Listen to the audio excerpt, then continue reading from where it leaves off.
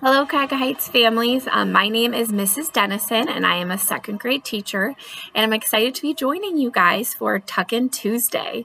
So the book that I'm going to be reading today is called What If? This is one of my favorite books because it's all about your imagination, and one of my favorite sayings is, once you're done, you've just begun. So I want you to think about that saying while you're listening to this book, to think about how does that saying connect to the story. So what if? It's written by Samantha Berger and illustrated by Michael Curato. What if? With a pencil and a paper, I write and draw art to create many stories that come from my heart. But what if that pencil disappeared? One day disappeared. I'd fold up the paper till stories appeared. So it looks like she's doing origami. And what if that paper was no longer there? I'd chisel the table and then carve the chair. And what if there wasn't a chair here at all? I'd chip and I'd peel at the paint on the wall. Looks like she's making a sun out of the wallpaper. And what if there wasn't a wall anymore? I might build a story from boards in the floor. Without any floor, I could still use the land and sketch out a tale in the dirt with my hand. I could still shape the leaves. She made a dragon.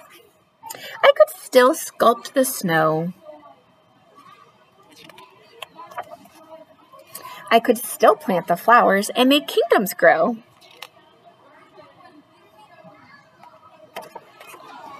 Without any land, I would still use the light, and that shadow stories the sun would ignite. So she's using her hands to make shadow stories.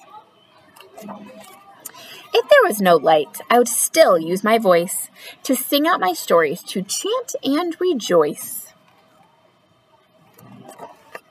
I'd still have my body to twist and to bend, to dance out my stories beginning to end. If I had nothing, but still had my mind, it's one of my favorite pages.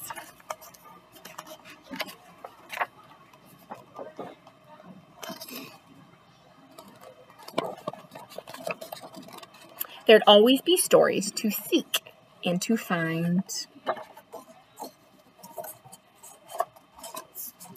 If I knew nothing but one bit of fate,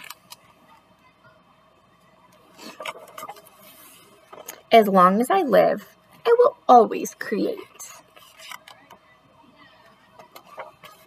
As long as I live, I will always create.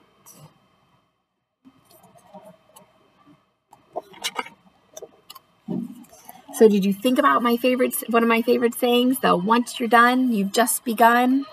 This story, I think, is a great reminder that there's always something we could do and create with our hands, things we can find around us that we could do.